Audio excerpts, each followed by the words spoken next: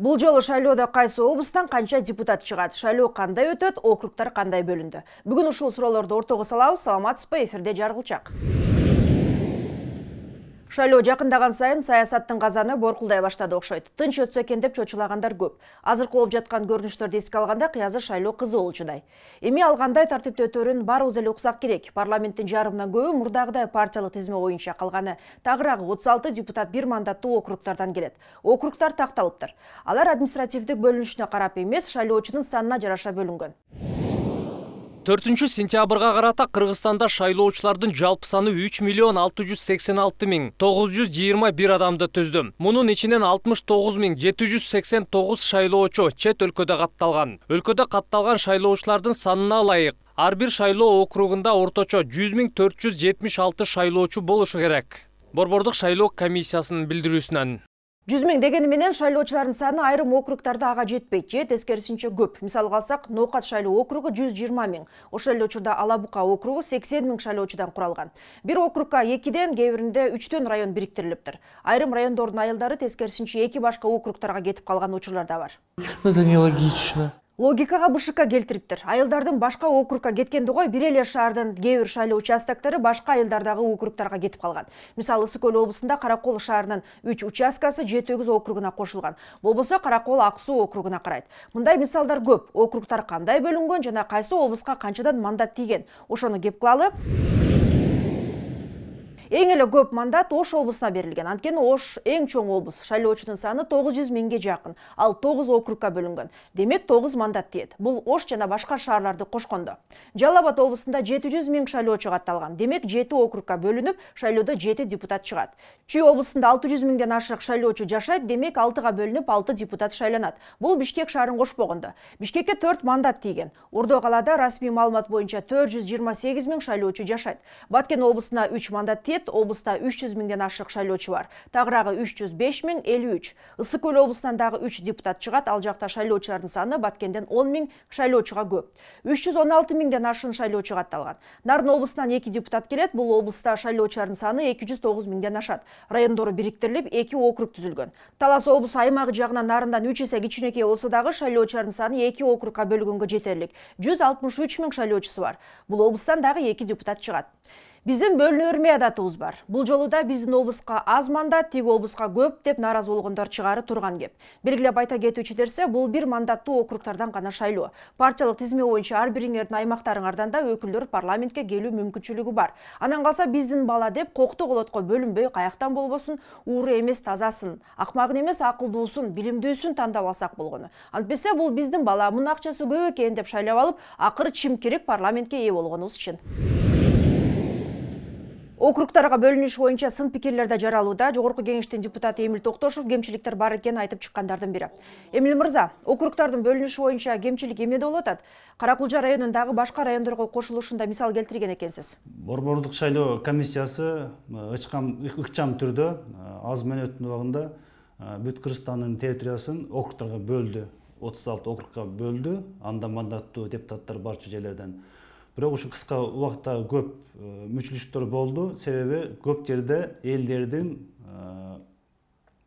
кызыкчылыгы эске алынган жок. Мисалы, мына Каракулжа район биринчи варианты, Каракулжа району билесиздер, Кыргызстандан эң алыс жерде жайгашкан тоолуу райондо. Ошо Каракулжа районду экиге бөлүндү биринчи варианты. Жарымы өзгөн районуна, жарымы Алай районуна. Бул элдердин абдан нааразычылыгын пайда кылды. Андан кийин Болшойком ойлонуп туруп кайра Каракулжаны толугу менен Алай районуна кошту.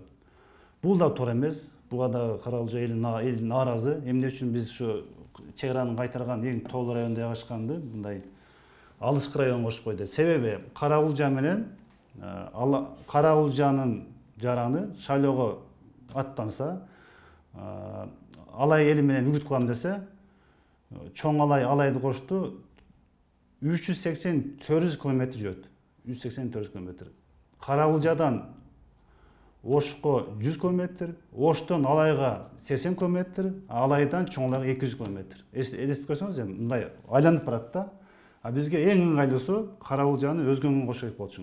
Бул элдин кызыкчылыгы, элдин талабы жана бизде каралуу жердин укугу, шайлоо укугу толук сакталат деген бизде мындай бул сакталып калыш керек эле. Ошондуктан эми өзгө менен каралуужанын жолу бир. Каралуужанын айылы бүткөндө өзгөнүн айылы башталат. Ал эми алай тетир болуп атпайбы? Алай менен каралуужанын тоосу бир. Тоо жол жок, ал же УАЗ менен чоң машина. Айланып барыш үчүн чоң алайга барыш үчүн 380-400 км жүрөт. Бул деген бир күн жүрүш керек да. Ушундай тур эмес бөлүп койду. Сиз азыр географиялык жагын айтып атасыз. Шайлоочулардын саны жагы эске алынса керек.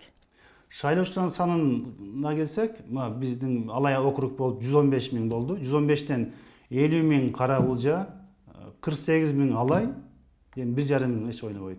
115 миң чоң Алай. Ал жагынан караганда да бир аз туура эмес болуп калды. Алай менен Карагулжа экөөнүн саны бирдей, бирок жайгашышы, жолу бул өтө чоң айырмачылык, тоскоолдук туура келет. Эми шайлоодо кандай болот, бул эми белгисиз. Бир округга 2ден 3төн район бириктирилген. Анан ар бир райондон талапкерлер чыкса, эл арасында дагы кайсы бир деңгээлде тиреш болбойбу деген сөз болуп атат. Сиз буга кандай дейсиз? Албетте атаандаштык тирешүү жаралат. Бизде Кыргызстанда менталитет бар. Биздин өзүбүздүн уул, өзүбүздүн жердеш деген. Ал кээ-бирки кичинекей бөлүнгөн бул Карагулжа эмес, башка райондордо эле, мисалы Тогуз Торо, алардан чыккан кандидат толугу менен утулушу мүмкүн. Көп жак утат да, аз жак утулушу мүмкүн. Ошондуктан эми муну ошол Боршакам шашылбай, элдин дагы ошол жерде жашаган элдин дагы үнүн угуп коюш керек эле. Кандай туура болот деп. Эми биз мыйзам жазганбыз 80 миңден 115 миңге деп. Ошого ылайыктуу элдин дагы кызыкчылыгын угуп, элдин дагы үнүн укканда мындай нааразычылык азыраак болот эле. Анда ар бир элдин өзүнүн өкүлү жогорку кеңешке келгенге баардыгы кызыктар. Ошонун баардыгы эске алыныш керек болчу.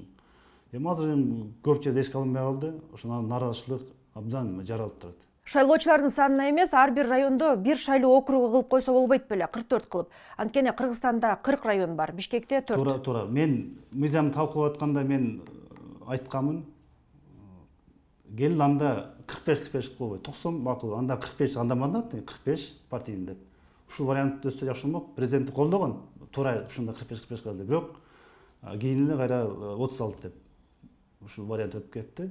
Мен оюм ушундай болчумда, эгер 45 анда мандат 45 партийный болгондо, ошондо баарына 40 районго, анан шаардан да баарына жетмек. Өзү бир райондон бир мандат чыккан бул туура да. Район көппү, азбы, бир район болгондо ошо текши болмок.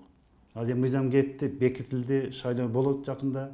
Шайлангандан кийин анан кандай болот, ошондо элдер ошондо айтат үнүн. Эмне үчүн бизден чыкпайт деп. Нааразычылык ошондо пайда болот. Мурда бир мандаттуу округтардан шайлоолор өтүп келген да, анда нааразычылыктар чыкчу эмес. Азыр эмнеге чыгат деп эсептейсиз? Мурда жалаң анда мандат болгондо депутат көп чыкчу болчу. Азыр 36 аз болуп атат да. Биринчиден депутаттардын санын азайттык. Ошондуктан биздин 2 район, 3 район бири кошуп кетет. Мурда бир район же 2 район, аз райондор 2 кошулуп чыкчу болчу. Анда баарына депутаттар баарына чыгып, мындай өкүлчүлүк көп болуп, мындай көп суроо туудурган эмес да. Азыр эми сөз нааразычылык пайда болот. Эмне үчүн биздин райондон чыкпайт деп. Эмне биз бөлүнүп калдык, биз өгөй болуп калдык дегенде кийин сөз болот. Ушуну менен эмки көрүшкөнгө чейин коштошом. Саламатта туруңуз.